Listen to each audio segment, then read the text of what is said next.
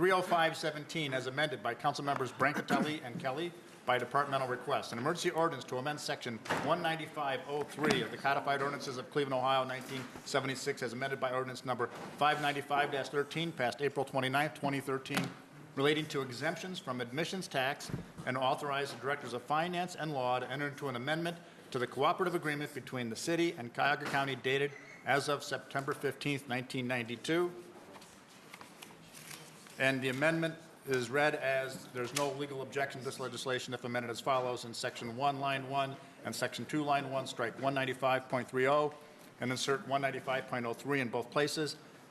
Amendment number 2, in Section 195.03, H2A, strike lines 14, 15, 16, 17, 18, 19, 20, 21, and 22, and insert which professional basketball players participate, collectively games, plus B, 2% of admissions charges for admissions to the Gateway Arena for events other than games in any collection year, plus.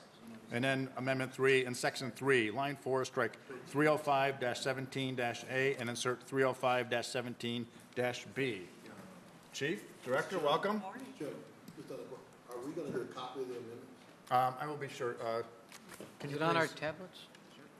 we'll make sure we get a copy in hand of the amendment. Thank you. Welcome. So this is the first of a few meetings that we're going to have and hearings on this particular piece of legislation. What we're going to do today is have presentations by both the administration, the Gateway, and the Cavaliers on the entire project, and then take questions. And then the following committee meeting, we'll be hearing from larger organizations who have asked to speak on this, such as the Greater Cleveland Congregation and the Building Trades and others, and that will be the following Tuesday. So, opening remarks? Good morning, Mr. Chairman, members of the committee. For the TV audience, my name is Ken Silliman. I'm Chief of Staff to Mayor Frank G. Jackson. To my right is our Finance Director, Sharon Dumas. We will be presenting in the following order. We will start with Len Komorowski and his team at the Q.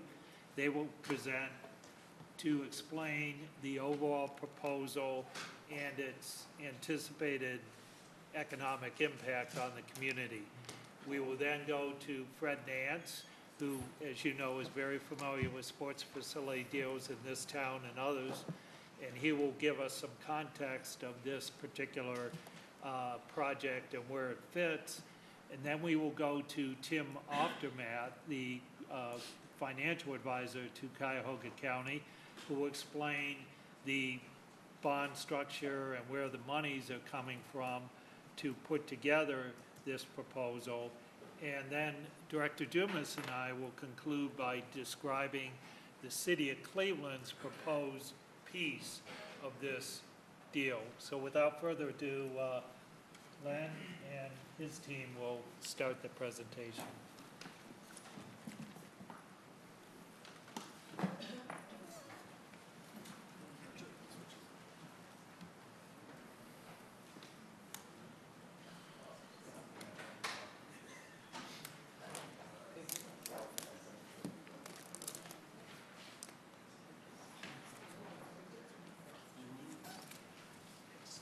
Go far, Zach. I'm sorry, I didn't mean to challenge your technology here. Mr. Chairman, members of council, thank you for this opportunity to present today. We wanted just to even start with why we're here.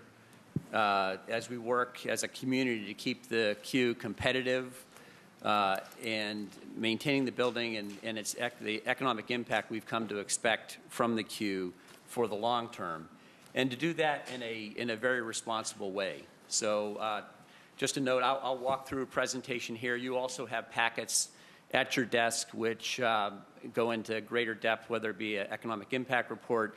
There's a deck on terms of the major structural aspects of the building and what will be addressed there as well. I'll walk through some of those components on a top-line basis, but go into other elements as well, just for, again, for your reference.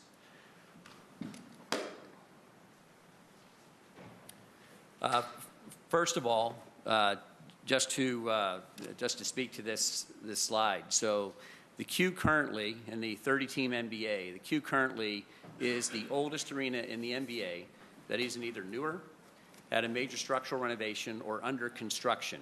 So as you look at the continuum, the 30 teams in the league, the various different venues, I know it may seem like yesterday with the entirety of the Gateway project, but just to give you an idea of how the industry continues to evolve and compete as a whole.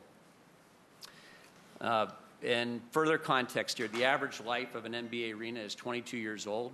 We're entering our 23rd year as the Q. And just for reference, Richfield Coliseum, which I'm not sure if anybody's had a chance here or maybe they had a chance to go there, its total operational life was 20 years, just for perspective as you look at this. And in many other markets, as they've continued to try to look at competing for the long term on the national, international landscape with their various venues, number of markets with buildings that were built in close proximity and timing to the Q, such as Sacramento, Milwaukee, Charlotte, Orlando, Miami, even Detroit north of us, their answer has been a new publicly financed arena at $600 to $700 million.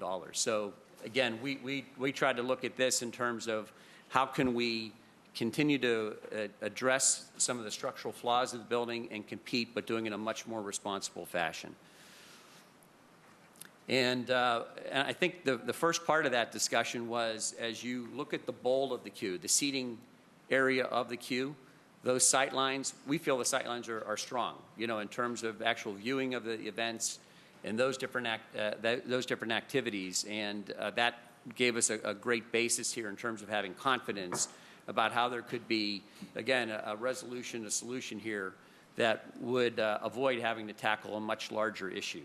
And but you know, as it relates to the structural flaws of building, the single biggest flaw is as it relates to public space, and whether it be ingress, egress, concourse, event flow, event operational flow, and then all the challenges related to that, wayfinding challenges, and beyond that. And to give you some further context, even here within our region or sort of other markets of comparable size, a good example would be down just south of us at Nationwide Arena, where I'll give you, again, relative to ingress, egress, concourse spaces relative to congestion of the event and all of those activities, which, again, increasingly, as you look at national events and activities, are increasingly demanding as part of their presentation of their events. And we're constantly in a fight. As you look at this, we're the 19th largest market in the United States. So you go by television market is the definition of what is utilized. We're the 19th largest market in the United States, the Cleveland, Canton, Akron market, which also includes the surrounding counties with it. Within the NBA overall, we are the 20th market by virtue of having multiple teams, 2 teams in New York and LA, and then Toronto, if it were in the United States, would be about the 5th or 6th largest market. So just to give you a size continuum of where we are, we're basically a mid to small market within the context of the league. Sacramento just opened up this past fall with their arena, and again, much like we've seen here in Cleveland, their arena was on the outskirts of town, outside of downtown. Their previous arena located and built a new public-private partnership arena in downtown. It's actually served as a significant catalyst, bringing people back to downtown Sacramento, as well as a significant amount of investment in a short amount of time in terms of rejuvenating its downtown. And here, just another example, the same for Orlando with the Amway Center, which is open, which in the last several years, but just again, giving you examples of newer generation arenas that event marketers are increasingly coming to expect and demand in a competitive marketplace. Just even as a reference with those buildings, this gives you a chart depicting public space square footage comparison, where, again, this is a deficiency with our building. We think we have a solve that will be able to turn that into a positive for the arena and also extend the useful life to one of the longest terms in the NBA. As part of this, we would extend our lease term through 2034, which would mean that we would be in the same arena and extend its impactful, useful life for 40 years, which is significant in that that is highly unusual within major professional sports, certainly from an arena basis. It's not the norm, as we noted there, at the fraction of a cost of what solving for it with a larger case with a new arena would represent. Within transforming the queue, again, different areas relative to the connection to the city, in terms of the, again, we talked about increasing our public space by almost 40% across multiple event levels, solving issues such as bottleneck public areas as well as ingress, egress, different gathering spots we have in terms of what people come to expect at these events on a national scale. Again, when they come to a venue, is being able to actually be able to gather and have neighborhoods throughout the building itself. Right now, that's basically limited to the B spot. If you're looking at it in the queue as it stands right now, over on the over the northeast corner of the building, and to this extent, for a lot of people, their event experience in terms of anything they would do if they were getting any food and beverage or whatever would be if they got one of the few spots that were located there, or finding a wall space or top of a trash can, or going back to their seat. So again, increasingly on a more or less the norm on a national scale, this would provide a remedy for a number of those type of public space issues that are throughout the building. In your deck, I won't go through detail here because what you'll see here are just floor plans existing of the primary levels of the queue. And again, this is in greater detail in your deck. All this is available as well online at thequeuetransformation.com, where we have it in great detail, and you can also go to links with this information, or you can point to your constituents as well for them to be able to reference this as well. But this just shows the existing footprint conditions, floor plan conditions at the queue. This shows a sectional about the north extension, which would be about 75,000 square feet added to the on Huron Road between Ontario and East 6th Street. And this gives you a depiction of that proposed space and how that would, again, from ingress, egress, would also integrate within the interior concourse. We would also do the same on the south side, which is facing Progressive Field, push that out as well, creating another significant neighborhood destination area as well. And the same here is relative to the... I'm sorry, can you orient on the picture, which is Ontario? Oh, I'm sorry. Ontario would be where it says main concourse level at the bottom. Huron would be to your left, and you see the road as it goes up to your left. And then East 6th Street would be at the top of the screen, and across from that would be the east parking garage. Thank you.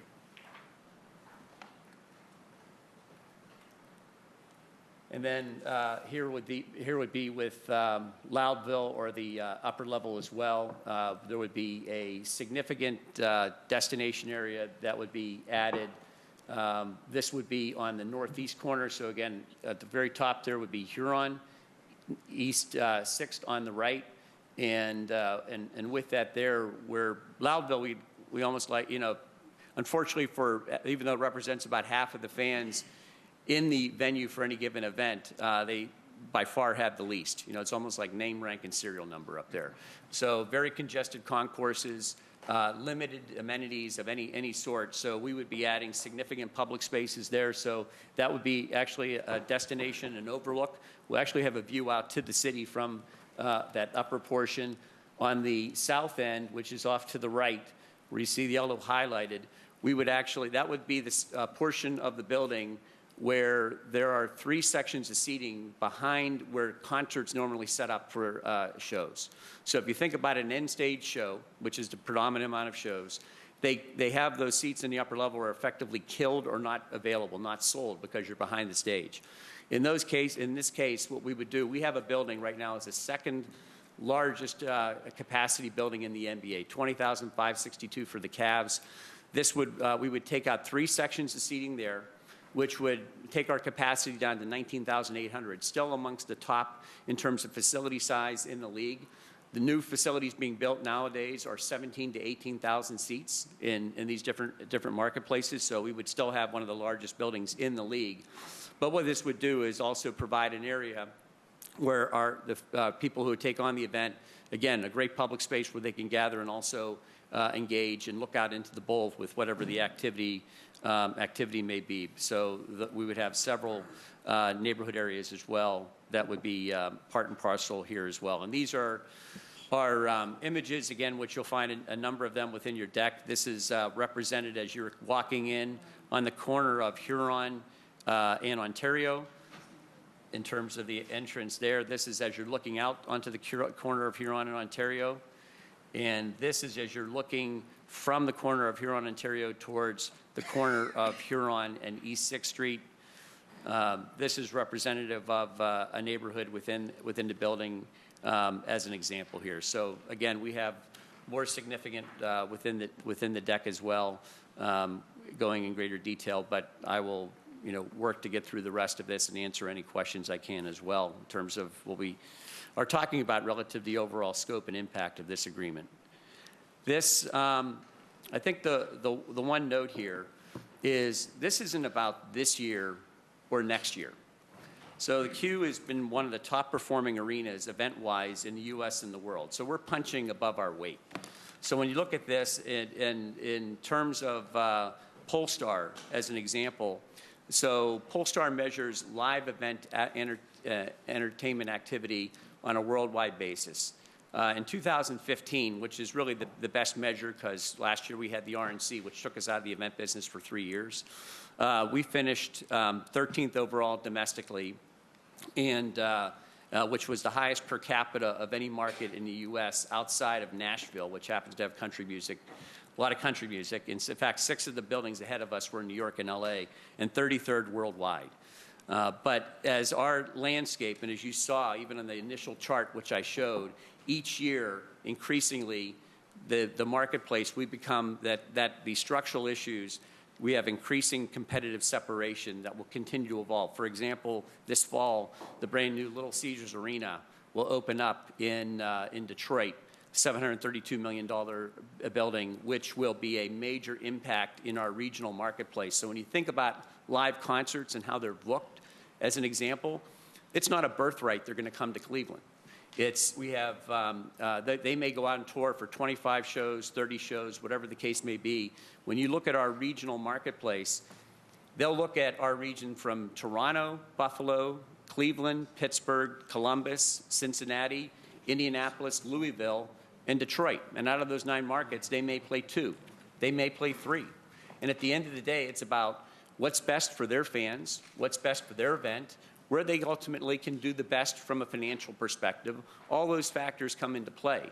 And we're on a regional basis as well as nationally as we compete with our community partners, such for NCAA events, which we have the NCAA Wrestling Championships coming up here next year. All of those factors come into play here, as opposed to the story that's played out in market after market, which is a gradual decline of their venue, loss of events, lots of activities. It doesn't mean they don't have events. The arena, US Bank Arena in Cincinnati, still has events. They just have a lot less of them. They have a lot less concerts, major events, major activities, and no major tenant. And that's, even in their case, they're looking at a scenario where how they can work to address their arena situation without a major tenant, which is a tough equation to be able to make happen. To give you some context here as well, our current lease, if you're not familiar with it, which was renegotiated and amended in 2004, both ourselves and the Indians. So as it pertains to public-private markets and mid to small markets in the NBA with public arenas, we have, by significant margin, the most public-friendly lease in the NBA. And what does that mean? That means since the opening of the building, for the first 22 years of the life of the building, all operating, maintenance, repair, capital expenses were paid by the Cavaliers through the first 22 years of the arena. In terms of our landlord, which is the Gateway Economic Development Corporation, if you recall back in the around 2003, Gateway was insolvent. In that case, as part of the renegotiated leases, ourselves and the Indians did what is unprecedented around the country, actually pay our landlord's expenses. So in terms of the property tax, common area expenses, staffing, insurance, utilities for the common area, to about $4 million a year, both ourselves and the Indians split those costs in paying for our landlord's cost. And in total, since the opening of the building, privately, in those different buckets, our ownership's invested over $400 million into the queue. Not to mention, we have a unique moment in time with an owner in Dan Gilbert who believes in our Midwestern communities in Detroit and Cleveland, where he's made significant investments, and he's been, frankly, has been making investments in the team on the floor that are above and beyond any others within the NBA as a whole. Last year was the second highest payroll in NBA history. This year, the highest payroll again in the NBA. Really with one driven desire, and that's to bring a championship caliber team to Cleveland. Fortunately, it worked last year, and it's a work in progress as we go forward with this upcoming year. The Q is Cleveland's living room when you look at this. So we host over, people love to think of it in terms of the Cavs. The Cavs represent less than 25% of the event activity. So over 200 ticketed events, over 1,400 private events, attracting 2 million people to downtown Cleveland. And as we went through our discussions with the county as well, as was pointed out to us, the Q as a venue is the largest driver of economic activity in Cuyahoga County. So this is an engine. Think of this in terms of an economic engine. And when you look in terms of what it was intended to do, much like as you look at it relative to a convention center, it's an economic magnet that brings people to a location who then invest their dollars in many different ways from, as you see with all the different taxes that are generated, not to mention feet on the street and use of hotels, restaurants, and jobs and other activity as it relates to that last year. And and another key part of this, which, as a note, a majority of the attendees come from outside of Cuyahoga County, which was, again, the intent about having this magnet come to a region, much like a convention center or otherwise, attracting people from around the region or nationally or even internationally, for that matter, to our marketplace. And we probably have one of the best examples of that last year. When you think about a lot of the big activities, we already talked about the live event activities, but prior to the Cavs championship, the week before, the Monsters won the Calder Cup, first time in 52 years for hockey. We had the Cavs within the first, and obviously it illustrated a little bit about how the market felt about that, with 1.3 million people coming for the parade, which is the 6th largest sports celebration of all time, the largest ever in NBA history, and in terms of what took place there. And then within 4 weeks, the quickest turnaround in modern convention history, we had the Republican National Convention take place at the Q in terms of the activity there, which, as we know, was a significant success and shined a great international national spotlight. And then to top it off, we had our first ever UFC championship, and Cleveland's own Stipe Miocic defended his title at the Q. So it was a pretty amazing year. But the common theme is this was all taking place at this living room for our marketplace, which is the Q, well beyond just the Cavs in terms of what takes place here. This we have a copy of the economic impact study. The economic impact study was done by Convention, Sports, and Leisure, which is more or less the gold standard in the industry for convention centers, hotels, sports venues, any leisure facilities for that matter. They use the in-plan model. But last year, as an example, the economic impact from direct spending, and that measures spending that not only takes place within the walls of the Q, but all the people who come down outside of the Q as well, in $245 million, generating a total impact from a tax perspective of over $44 million, of which 23 million of that was local, including 18 million in the city of Cleveland. And of note, since the Q's inception in 1994, it's been over $500 million of tax revenue. You know, you can measure things as well in terms of dollars and cents and jobs and all those impacts, and we'll touch base on that as well. But I'd be remiss if I didn't speak to the intangible aspects of this. So Destination Cleveland in 2012 did a baseline in terms of how Clevelanders, and I say the greater metro area, felt about ourselves. And in terms of recommending Cleveland as a place for an event or a place to visit or other activity. And in the top 50 markets in the country, and this is one of the key elements that would be used for people to consider a marketplace, was would you recommend Cleveland? If asked that question, 34% of people in the metro Cleveland area said that they would recommend Cleveland to a friend, which was one of the lowest of the top 50 markets in the country. In 2014, we still had development happening, a lot of momentum going in the right direction. We had a pretty impactful summer, if you remember back in 2014. First of all, we prevailed in July, and were able to prevail in securing the RNC, which was a major victory. Many in the community worked together to bring that here. And then 3 days later, LeBron said he would return as well. So a pretty amazing week, all happened within a span of several days of each other. Afterwards, the same measure going out. We're starting to feel a little bit better about ourselves at 54%. And then, as we talked about here, the continued evolution of our market and our city, and what took place even this past year, and even you saw this with Destination Cleveland's annual meeting here recently with the latest version of the report. But that number now has climbed to over 77%, which, as a note, is by far the most dramatic swing over that time frame of any market. And we went from being one of the lowest to being in the higher percentile.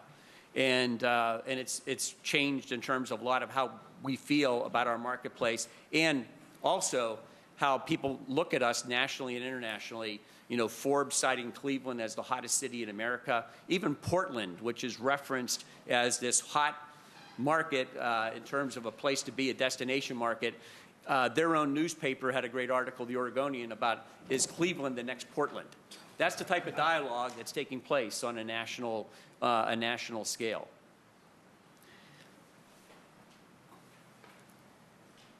The other, relative to jobs at the Q, and I know we have a handout here we can pass out that breaks down jobs by ward within the city itself for the jobs within the city. But we have 2,500 jobs currently at the Q with all of our different entities. And then I think as part of this as well, just a note, with our part-time team members, they make an average of $14.71 an hour, which is decidedly more significant than the marketplace. And one other note here, so when Dan Gilbert bought the Cavaliers in 2005, this was Quicken Loans Arena, Gund Arena and the Cavaliers. Since then, one of the first things Dan did was bring jobs to Cleveland, located now what is the second largest web center for Quicken Loans in Cleveland. In fact, they've moved over to the Higbee building, 500 jobs in place there now, with the potential to grow up to 1,000 with the expanded capacity which we have here. But Dan's invested $1.5 billion in the Cleveland, Cuyahoga County, in downtown Cleveland predominantly, but as well within Cuyahoga County, with a dozen companies and 4,500 team members within here, and continuing to invest more.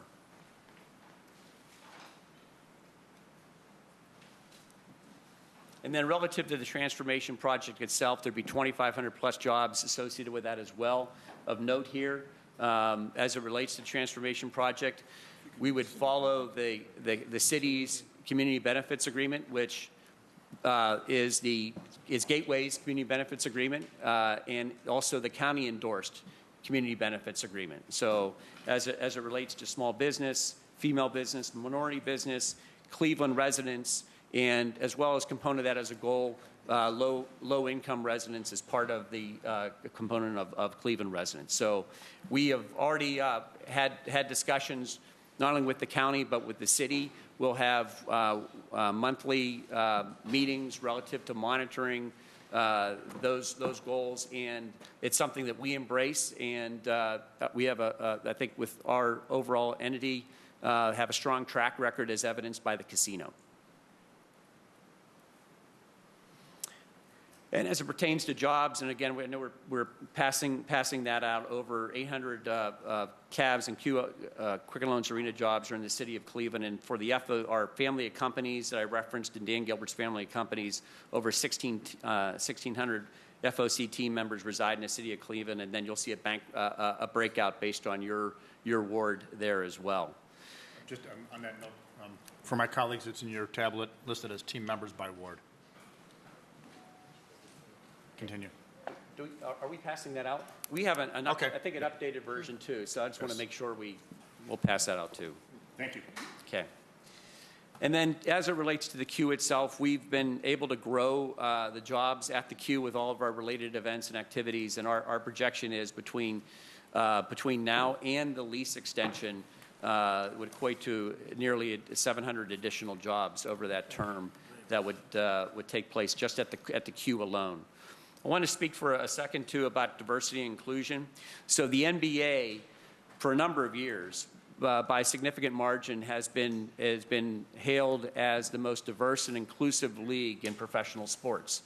We're proud to say that in the most diverse and inclusive league in professional sports, we're in the top 5 within our league.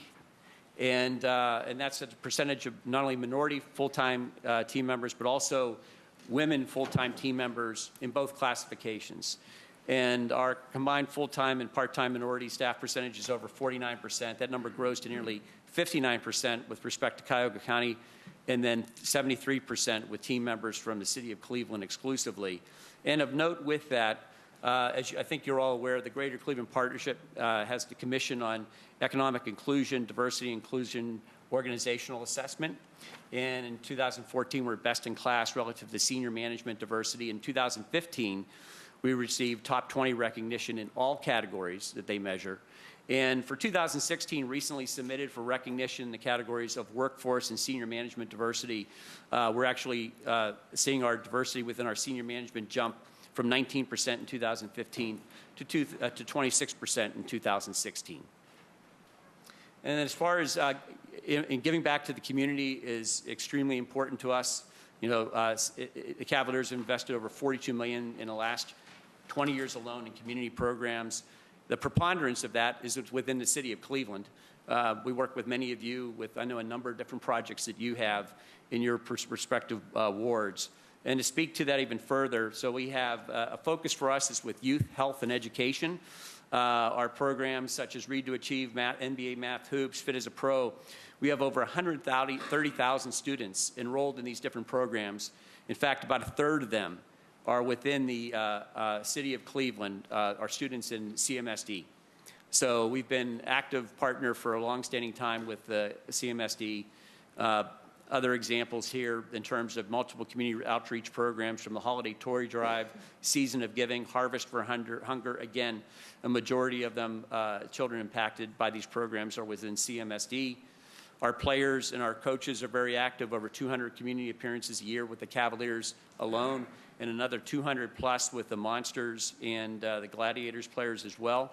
And it's also relative to bricks and mortar, with the 17 reading and learning center projects, of which 13 of them are located in the city of Cleveland, as well as our community legacy projects, which all 6 of those projects are located in the city of Cleveland as well in the different neighborhoods. And, you know, last year alone, this was just an example of $1 million given with these specific programs, such as the City Year, the Food Bank, Shoes and Clothes for Kids. And just to highlight one of those programs, which with City Year, for 7 CMSD's partnering schools with serving over 2,200 kids. This is funding an after-school program for mentoring and tutoring for kids who would otherwise, you know, not have anywhere to go until the latchkey kids in terms of activity there. And I know blight is something that we're passionate about. Our owner, Dan Gilbert's very passionate about. Dan actually co-chaired the Blight Commission in Detroit, and with that, had worked extensively here. Dan and Rock Ventures, his umbrella entity, has worked extensively with Jim Rackauckus and the Western Land Conservancy, and with this played a leadership role to help secure $272 million for the state of Ohio from the Hardest Hit Fund, of which $60 million of that has been allocated to to Cuyahoga County, of which 82 per talking to the Western Land Reserve Conservancy, 82% of that to date of what's been spent has been spent in the city of Cleveland. We have, I think just for reference, which we can hand out as well, we have an article that Cleveland.com had done a year ago that spoke just to these efforts, as well as a letter from Jim Rakakis speaking to the efforts of Rock Ventures and the continuing efforts as we now not only continue to focus on blight, but about rehab as well, in working in partnership with the Land Conservancy. So just briefly on this deal, you'll hear more with Mr. Oftermatt about this, but this slide, which again is located on the qtransformation.com, the objective was utilizing no new taxes or no tax increases. So when you look at this in terms of the deal itself, we already talked about our lease as it relates to the lease in terms of mid to small markets and with public-private partnerships and public buildings in the MBA. We have the most public favorable lease. This, in that same context, represents the most public favorable agreement of its nature, whether it be for a major structural renovation or a new arena in that set as well. And so when you look at it, it's $70 million, which we would in the form of, through our lease extension through 34, would be paid for privately, and then the other $70 million publicly. And if you look at the sources that are utilized in this realm, the primary component is sources that are largely generated by the Q directly. So when you look at the admissions tax and the cooperative agreement of the admissions tax, as I'm sure you understand and know, the partnership, as was articulated, 5/8 of the Cavaliers admissions tax and 2/8 of all other events are part and parcel of that. Effectively, what it equates to is about half of historically, it's been about half of the admissions tax generated has gone towards a cooperative agreement. The other half has gone to the city's general fund. In this case, the proposal is for the extension of that. And that is again, directly generated by the Q. As part of that as well, there is a increment, if you want to almost look at it as a TIF, of the 1.25% county sales tax, which again is within the walls of the Q, what's generated by the Q. And then above and beyond that, a use of the bed tax. There was 2 different bed taxes which are used for that have been used for Destination Cleveland. 3% is their base bed tax. There was an extension of the capital bonds bed tax, 1.5% that was used previously for the Rock Hall, which is to be used for tourism-related infrastructure projects. This would come as a portion of that 1.5%, which is again utilized for tourism-related infrastructure projects, which the Q happens to be a fairly significant one in that realm, and then a portion of a remainder of the Hilton project as well. So those are the sources there of note, which wasn't the case when this building opened up. We would be responsible for any cost overruns associated with the project. I think one thing to note, so when you think about this building and going back in time in 1994 when it was moved downtown, one of the objectives was to take that economic activity that was occurring and bring it downtown. So when you look at our region, Cuyahoga County is about 30% of that 3.2 million marketplace overall, and this project is doing what it was intended to do. And so 70% of the attendees are coming from outside of Cuyahoga County. So coming from Medina, from Summit, from Lorraine, from all these other areas, not to mention statewide and even in certain cases nationally and even internationally. And they're coming to downtown Cleveland and they're utilizing our restaurants, our hotels, and the resultant economic activity. So we talk about the admissions tax. Admissions tax is largely paid by people not from Cuyahoga County, and doing what it was intended to do. And then beyond that, when you look at other events like concerts, that number grows to 74%. And then when you look at events like the NCAA's or the Mid-American Conference Tournament, which we just had here recently, which again has an annual economic impact in and of itself of $15 million. It's the second longest running neutral site basketball tournament in the country outside of the Big East. All those events are bringing people to our marketplace and engaging, much like we see with the convention center. And the one note I want to just touch base on here briefly, because, again, what I referenced very early on, we've seen in any number of markets where communities that have not worked to invest in their sports venues or their sports and entertainment venues or arenas, as we've talked about in markets like Milwaukee or Sacramento or Charlotte, or I can go on and on against in these different comparable markets, we've seen a gradual decline. Not to say that events all go away, but right now we're used to getting first-run concerts. And what ends up happening is now you're not able to compete for those events and those type of activities. And then ultimately you start to lose out in being able to make those happen. You may get second-run shows. You start to lose out on the national events. And ultimately, you still have event activity. You just have less of it of a primary nature, and less of it of a significant nature. So right now, we have the oldest arena in the NBA in terms of either not newer, with a major structural renovation, or under construction. Each year that would go by, that delta would continue to grow, and the rest of the world around us continue to get more competitive. So the only reason I note that is you can't assume that admissions tax numbers that you hear here will be what they are. If you assume that if you don't invest in your venues and be able to compete on a national scale, and you assume that it's just going to continue at levels at a higher level, then I would say, you know, it's a variable. It's 8% of whatever those ticket revenue is. So this is just an analysis of showing that, you know, you'll see here referenced admissions tax numbers that Mr. Oftermatt has utilized from a modeling basis that shows investing in the queue, continuing to be able to punch our weight for events at the levels that we're currently used to, and being able to compete and extend the impactful life of the queue through 2034, versus a setting whereby, you know, we have, again, this slow decline. And what this basically shows is a graph that shows, one, which would be the pilot portion, or the 50% on average, which is represented by the red line. So 50%, so under the existing cooperative agreement, versus 100%.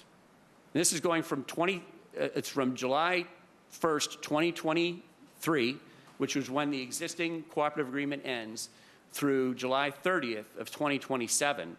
And if you have a scenario where you have a declining amount of events and activities, you know, in essence, 100% could effectively be less than 50%, what would be the general fund yield from the transformation. So I think, again, the moral of the story is you just can't assume that those impacts and those levels, this doesn't even take into account what would be prospective loss of events prior to those years, you know, so that are already currently enjoyed in terms of tax impact. That's also not taking into account loss of parking tax, bed tax, income tax, and jobs. So there's a residual there. So again, just wanting to point that out. And then I think one last note here. So as you look at considering this, you have a terrific case study of what it was like when you didn't have that scenario, which is Richfield Coliseum. So the admissions tax yield for the city of Cleveland and Richfield was zero. You know, the sales tax, the income tax, all those various different taxes that we're talking about here. Terrific public leadership back in time, going back in the early 90s, to be able to make the Gateway Complex happen. Over $1 billion of development that's occurred there, and more happening with that. But it's not too often that a marketplace has case studies to be able to see what was the impact before and after. And we have ample evidence of what those impacts were. And then I think one note here, and just illustrating the significance, as we've talked to our league about the importance of this project. They've committed in the near term, upon the completion of the transformation, to bring an NBA All-Star Weekend here, which has been demonstrated to have an annual economic impact of over $100 million in those respective marketplaces. Again, it would be another national, international event that would put Cleveland, keep us in the national, international spotlight, not to mention the economic impact and activity associated with it. So just in closing, I would just say that, you know, there's been a terrific amount of discussion between the county, the city, Gateway, and about crafting a very responsible project here, trying to extend the useful, impactful life of the Q to 40 years, have at least extension for the Cavs through 2034, have it with comparable markets in terms of our league for mid to small markets with public-private partnerships and publicly financed arenas, the most favorable of those agreements in those contextual markets, and having seen what we've seen in terms of the catalytic activity we've seen in the Gateway District, and as we've talked about, with a venue in Cuyahoga County is the largest driver of economic activity and actually driving revenue to help be able to reinvest in our community through all the various different means and tax resources, not to mention the jobs and not to mention the intangibles as well. So we appreciate your consideration. Thank you. And just a very robust presentation. Just a reminder to my colleagues, we're going to have all the presentations and then open up to questions. And I have who's signed up, Councilman Kelly, Councilwoman Cleveland, Councilman Pruitt, Councilman McCormick, and Councilman Polensik. Who else wants it? Councilman Johnson? Okay. Okay. All right. Is there anything left for you to say, Mr. Nance? Please introduce yourself and please. My name is Fred Nance. I'm from Squire Patton Boggs, and I was retained as legal counsel by the county to negotiate this deal with the Cavaliers. And as most of your members will recall, I have also in the past represented the city of Cleveland with respect to the Cleveland Stadium project and the saga that we collectively went through in the 1990s with the Cleveland Browns when its then owner decided to move his franchise to Baltimore. It has been many years, but it is an honor to be here in front of you. And I'll also observe that beginning with me, we all look a little older. I guess that's tough, but it's also a good thing because we're still here. Yeah. All right, with that, what I would like to explain is why we're doing this deal from the public perspective. Mr. Oftermatt, there's no one better, not only in the city, I think in the country, to explain how we're doing it, how the financing plan works, and how this will be paid for. But I'd like to offer some perspective on why doing this deal. The threshold question is, are we going to keep 3 professional sports teams, specifically football, baseball, and basketball in Cleveland? That's not a decision for a lawyer to make. That's a policy decision. But the premise that I was given to begin this work was that, yes, we want to keep all 3 teams. And once we make that decision, we don't create the market. There's a national marketplace that we have to function within if we're going to compete for these teams. We're going to talk now specifically about the economics and the practices within the National Basketball Association, where we fortunately have a championship team, and we all know it flowed from that for the first time, and I believe it was 61 years for us last year.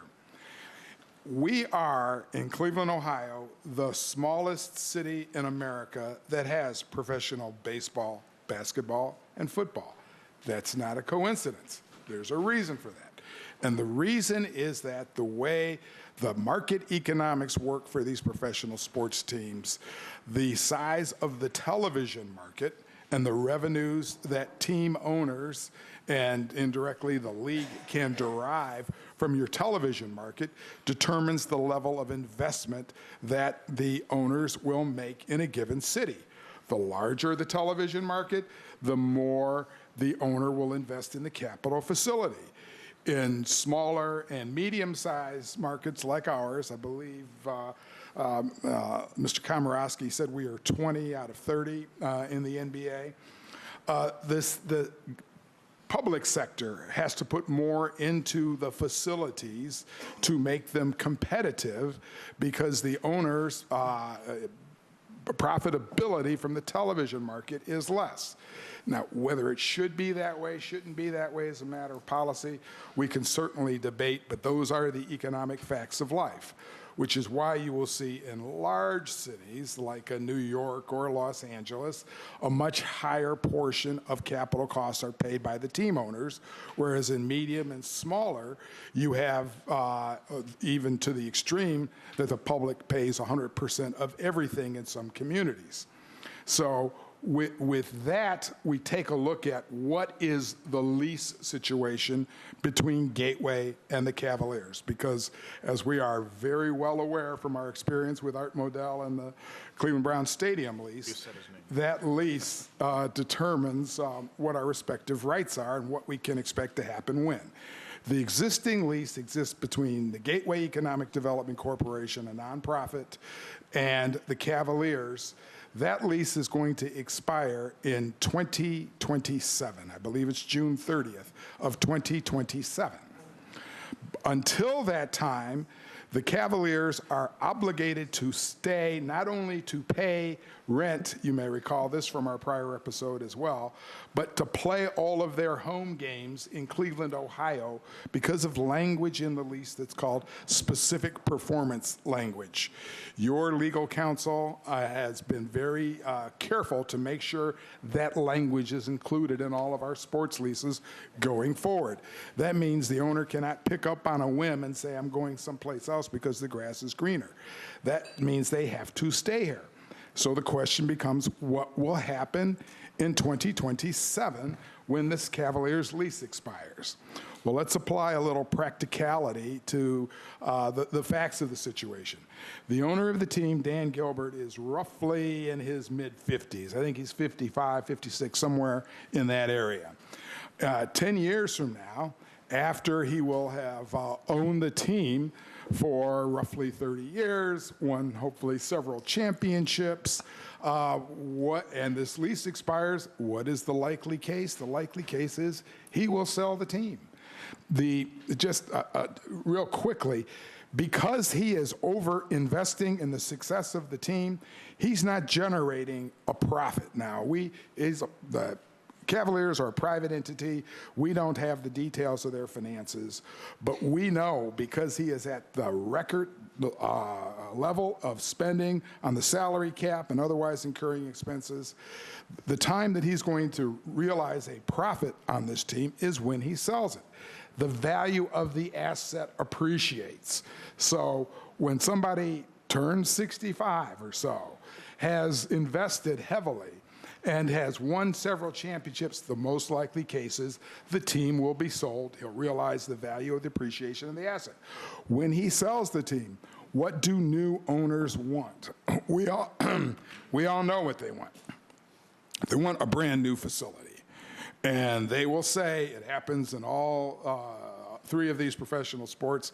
I've actually gotten calls today from folks in Oakland, California, asking about their ability to keep the name, color, title of the Raiders in Oakland, because it was announced yesterday that the Raiders are moving to Las Vegas. When an owner buys a franchise, that owner's going to say, I want a new facility or I'm out of here. We've seen that play out over and over and over again. Come 2027, the cost of a new arena in downtown Cleveland is projected to be anywhere from $500 to $700 million. So what we're looking at is 10 years from now, having the quandary placed on our table, do we value having the Cavaliers that much? Can this community afford that? Do we make that investment or do we not make that investment? Which is why, in an abundance of, I'd say, prudence, the county, in combination with the city, has looked down the road and said, if there's a way where we can extend that lease, put that decision off of whether we have to spend many hundreds of millions of dollars to keep the team here, and at the same time create economic return for the public, see if you can negotiate that deal. And that is exactly what we set out to do, and respectfully, I would say that is exactly what we have accomplished. The Plain Dealer in an editorial described this as a tightly structured, positive deal. Now, I know they're not making the decisions here, but what they said is relevant. If they had said we'd made a horrible deal, it would be relevant, but not dispositive. So what this deal does is we, first and foremost, get 7-year extension on the lease to 2034 with the specific performance language, so the team's not going anywhere. The total cost of the project in today's dollars is $140 million. In the, I think, strong tradition of public-private partnerships in Cleveland, Ohio, where indeed we do punch above our weight in terms of putting these things together and keeping assets in this community that outstrip actually the size of the community. The deal is that the Cavaliers will pay $70 million. The public entities will pay $70 million. The public entities being a combination of the county, the city, and Destination Cleveland through bed tax allocations to this. The Cavaliers will be paying cost overruns. Again, we have a lot of tough lessons learned in our community from the first time around when Gateway was built about the potential debilitating impact of cost overruns. We got that off the table. The Cavs are responsible for every nickel of cost overruns on this deal. The Cavaliers, as has been mentioned, but something I'd really like to highlight because I don't know that it's fully appreciated by everyone who hasn't been focused on this for months and months and months, are guaranteeing, in effect, certain revenue streams that are going to support the deal. And by that I mean this. The public monies that are going into this are largely, the vast majority, generated at the queue itself, meaning the monies, without raising any taxes, without suggesting any new taxes, the monies are coming from taxes that are collected at the queue and a small portion indirectly from activity around the queue. And in order to do a deal like this, of course, we have to rely upon experts, like the gentleman to my right, to make projections about what those tax collections are likely to be over the course of the life of the deal. And this sharing that we're doing is based on certain projections of what those tax collections will be. Well, we said to the Cavaliers, we, the county, said, well, that's nice and good. We like these projections, but what if they don't happen? What if the tax collections are less than what we're expecting? And the Cavaliers agreed, we got them at the table to agree that they will fund any shortfall in the projected tax collections. There are reserve funds created as a part of the financing package that Mr. Oftermatt will explain. But the bottom line is, if the tax collections aren't what they are projected to be, the Cavaliers will cover the shortfall through increased rent on the facility at Gateway. Another component of this deal is we know, hey, there's another sports team in town whose lease is coming due in the not too distant future, the ones who made it to the World Series last year, and they're going to have needs too. So again, in this deal, there is a fund set aside. I think it's approximately $35 million. A little bit north of that on a nominal dollar basis.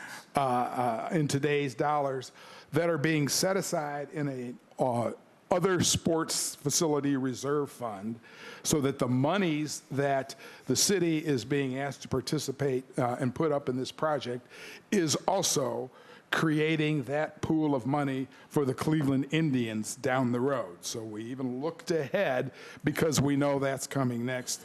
I believe their lease expires in 22? 23. 23. All right, so the question becomes, if we are going to keep this team and if we're going to do it in the most cost-effective way, can we make a deal that postpones that big decision of spending hundreds of millions, $500 million or more on a new facility by making a wise investment now from funds that are generated at the facility itself. And if we didn't have the facility, these tax revenues wouldn't exist in the first place. So you put all of those things together, in addition to the other aspects of the lease. Mr. Komorowski said that we have one of the most public-friendly leases in America. I know the conventional wisdom is we have horrible leases and the public's been taken advantage of. Well, the Cavaliers lease was reformed, that's the term, in 2005 to make it dramatically better for the public. And that is why Gateway itself, the entity, is fully funded by the Cavaliers and the Indians, including the property taxes. The Indians and the Cavs pay the property taxes. They pay all the operating expenses of Gateway, and the Cavs themselves pay all of their own operating, maintenance, ordinary repair expenses, and have expended north of $400 million on this facility already. That facility, in turn, has generated, since its opening, roughly $180 million in tax revenue for the city of Cleveland, between admissions taxes, parking taxes, income taxes, and taxes that are generated by the facilities immediately surrounding the queue. You put all of that together, and if we're going to be in this business, this is a very good deal. This is a deal that is going to continue not only to generate the tax revenue that we've talked about, but obviously we want our community to grow. And the progress that we've been making in portions of the community, certainly the entire community has not enjoyed the fruits as much as some portions of the community, and that's a high priority that needs to be the attention of this council, of the county, of all of our public bodies. But I would suggest the two are not mutually exclusive. Indeed, I read with great interest yesterday some comments by the council president in a local publication to the following effect. Downtown and University Circle, which I believe are wards 3 and 6 respectively, generate between 75 to 80% of all of the tax revenue that the city of Cleveland collects. And 90+% of those monies are spent in our neighborhoods. So the money that is being spent now, not my place to say whether that should be 95% or 91% or which program.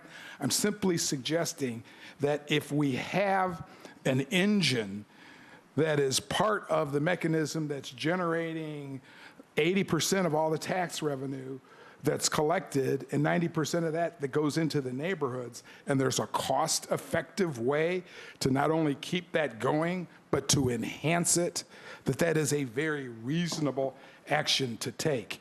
It isn't an either-or.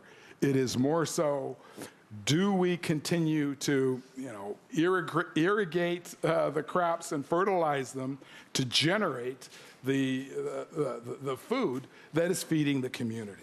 I would respectfully suggest that this is a very strong deal, and it is a deal that will protect this community for another 17 years to come when it comes to this basketball team and all of the benefits that it brings to our region. Thank you. Thank you very much. Thank you, Mr. Chairman. Mr. Offerman? Mr. Chairman, members of the committee, let me introduce myself. I also have handouts. I do not have a PowerPoint. I have a low-tech approach. My name is Tim Oftermatt. I'm a managing director of public finance at Stiefel Nicholas here in Cleveland. I've been doing that work for the better part of 30 years, including had the pleasure of structuring and implementing the sale of many bond issues for the city of Cleveland during that time. I currently am here as the financial advisor for Cuyahoga County. As some of you may know, I was also a Gateway board member for 9 years, and I was the board chair at Gateway for 7 of those years. I am no longer on the Gateway board. What I would like to do today is describe the financing arrangements, specifically that that are the result of the application of these various revenue streams. We'll talk about the revenues, but primarily what I'd like to do is describe the structure of the financing arrangements themselves. As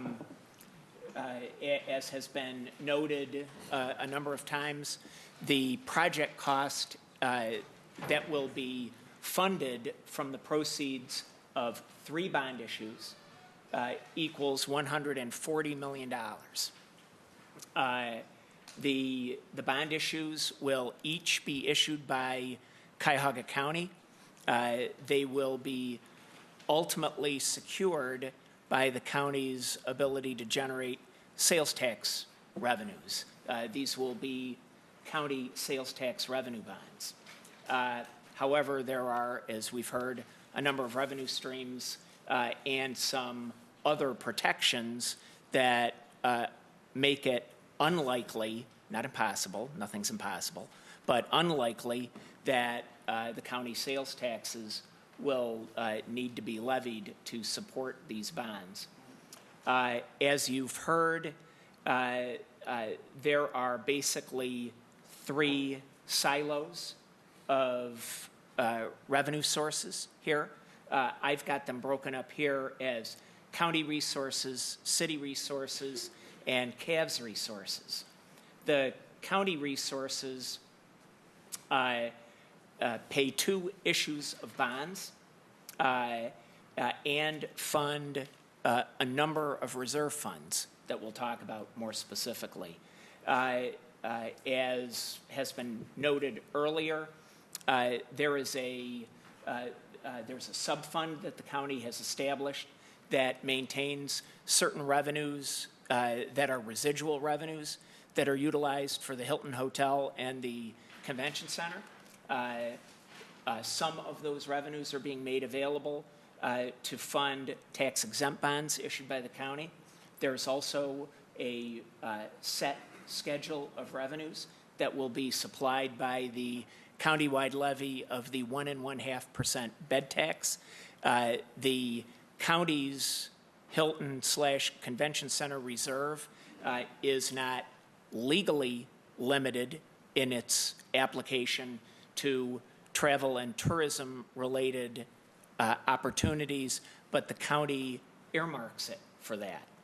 The 1 1/2% countywide levy of the hotel occupancy tax is legally limited by both agreement and by statute to travel and tourism related infrastructure. In addition, there are a number of arena specific event related taxes that are generated and paid to the county. The county has agreed to pass those taxes through. Mr. Komorowski noted the tax increment like growth in the sales tax that's going to be passed along, as well as the county's going to pass along the playoff related portion of admissions taxes that are part of the existing agreement between Cleveland and Cuyahoga County. So the city's revenues will still be directed to the payment of debt service on those bonds. The county, though, has agreed to take money from its general fund that would otherwise be supporting those bonds if the Cavs were not in the playoffs, and use those general fund monies to pay these particular bonds. The county and the Cavs are agreeing to a set of mechanics that will identify the level of sales taxes and playoff-related admissions taxes. But I want to emphasize the admissions taxes that are generated and paid pursuant to the 1992 sharing agreement between the county and the city will still be directly deposited to the payment of the original Gateway debt service. Those monies that I just identified will be utilized to fund debt service for 2 issues of bonds that will be issued by the county. Residual monies from after the payment of debt service will be deposited into a number of reserves.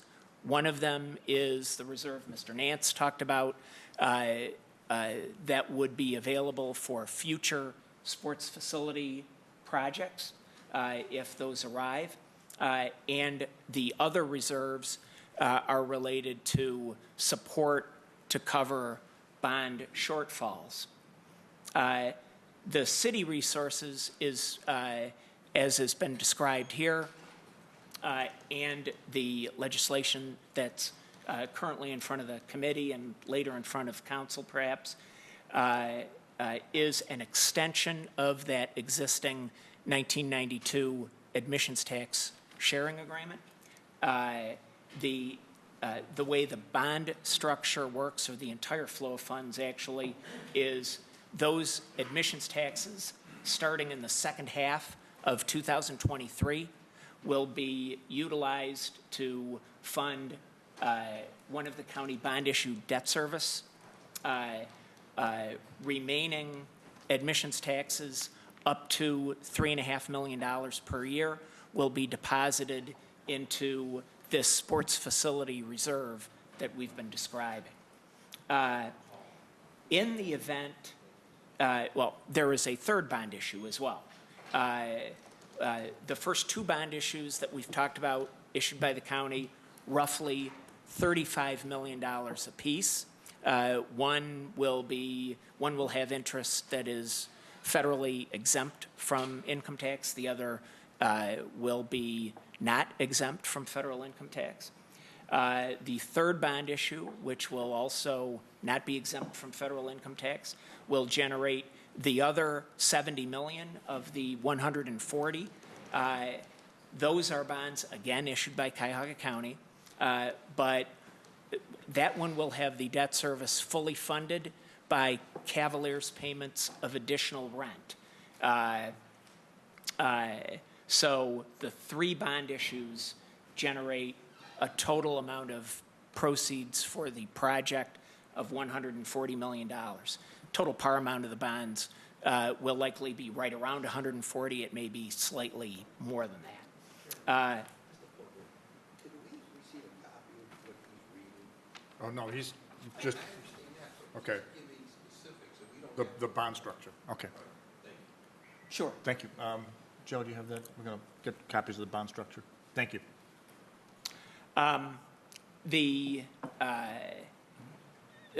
There are, as I noted, there are some reserve funds that are part of this plan.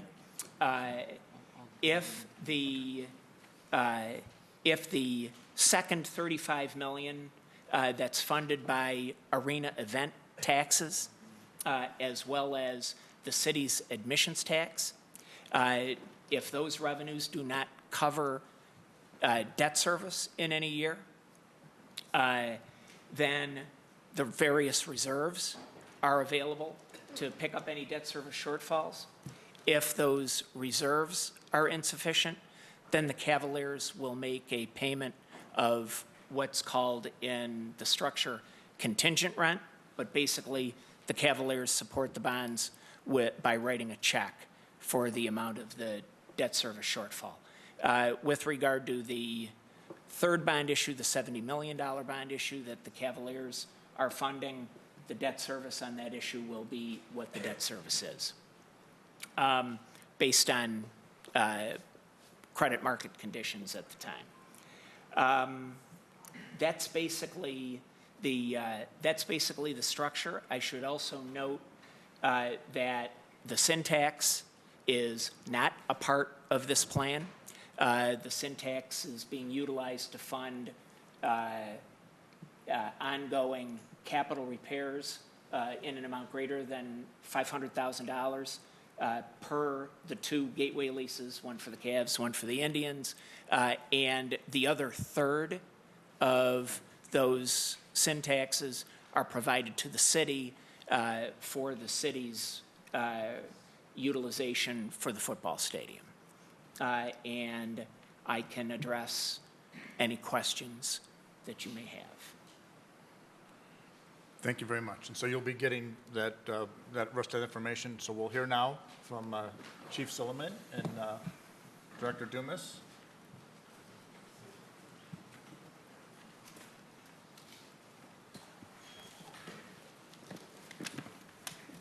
Thank you.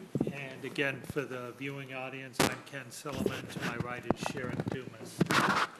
We have a very brief PowerPoint that focuses on the city's portion of what Mr. Oftermatt just described. So the first slide describes what happens today with our admission tax. And this deal that you see on the screen was structured back in the early 90s as part of the financing for the Quicken Loans Arena. So you see that to assist the 1993 Gateway Arena bonds, the city agreed to send annual percentage amounts of its arena admission taxes to the bond trustee from 1993 to 2023. You see that under this arrangement in 2015, that trustee received $4.7 million, and we retained $4.3 million out of these arena-related admission taxes. Excuse me 1 second. Just for my colleagues, this is listed in our tab under Arena Financing Plan, City Council Presentation. It's listed as, it's the very last file under my.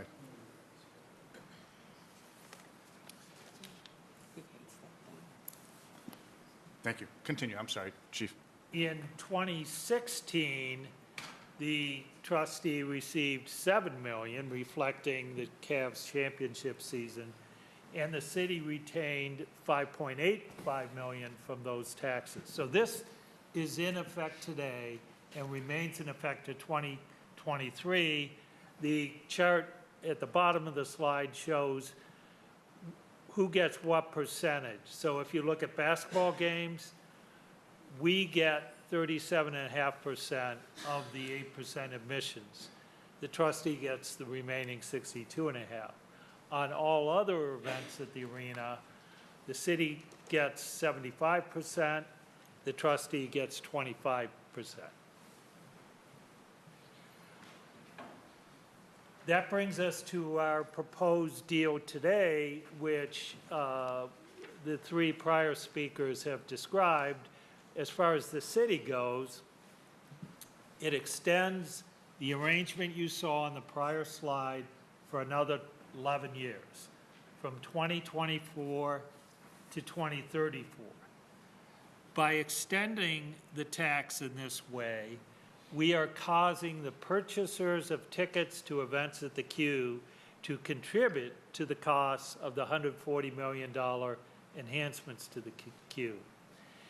In other words, the city's contribution to the arena bonds requires no new taxes. It simply extends the duration of the annual payment that we already make to the county. In exchange, as Mr. Nance highlighted, the arena lease will be extended to the year 2034, which gives us another 7 years without having to worry about building a new facility. Present value. We're not going to dwell on this, but the point needs to be made that $1 today is worth more than that same dollar pledged in a future year. And this is because the dollar today, you can invest in a bank and gather interest so that that'll grow to a higher amount in a future date. When financial people look at monies coming in the future, they use a discount rate to determine how much those future monies are worth today, What you're going to see in the remaining slides, we used a rate of 5%. The next slide shows the $70 million public bonds. This is the public share of the $140 million, and it shows who's paying what dollar amounts in 2017 dollars that make up the $70 million bond issue. So you see the county sources, they pay about $22.8 million. The city admission tax, we pay about $26.4 million, and the Destination Cleveland share pays about $26.3 million. They add up to more than 70, but that deals with what you have to do a bond issue. So we're going to take these sources slide by slide, and we're going to start with the county. And I'm not going to spend much time on this because this is what the county's paying. But you see that they're paying from several pots. If you add up all those, it comes up to some, between 22 and 23 million. The next slide I do want to spend some time on, and this is the city contribution. So in the first row there, you see starting in 2024, the $6+ million number, and continuing to 2034, you see different numbers there. But if you average them out, they come to about $8 million a year, and we pay for 11 years. So that's where you get the $88 million number that you've heard about this deal. It means roughly that from 2024 to 2034, we're paying in about $8 million, and if you multiply that by the 11 years that we're paying in, which again is an extension, the multiplication is $88 million. But let's say we're in year 2024 looking at this deal. And if you went to a bank and say, I'm going to get $8 million a year for the next 11 years, bank's not going to give you $88 million because a lot of that money is in the future. So they're going to discount that $88 million. And if you did it as of 2024, that $88 million would be worth about $66 million. But we're in the year 2017. And what would that $66 million that it's worth in 2024 be worth in 2017? You see the number there is about $47 million. That, in today's value, is what we're putting into the deal. But it's a little more than that because the next two columns break up what we're putting into two areas. The amount we're putting into the arena deal itself, which you see is about $26.4 million in today's dollars, versus the last column, which is the amount we're putting into the sports improvement fund, which is about $20.6 million in today's dollars. If we were measuring it in the year 2024, that last column would be just about $30 million, which is the fund that Fred described we're putting away for the possibility of Progressive Field needing money in the future. The last slide is the Destination Cleveland contribution. You see the numbers in the different years, and it comes out to a little over $26 million for their share. So that's the City of Cleveland's piece of this pie, and that concludes our presentation.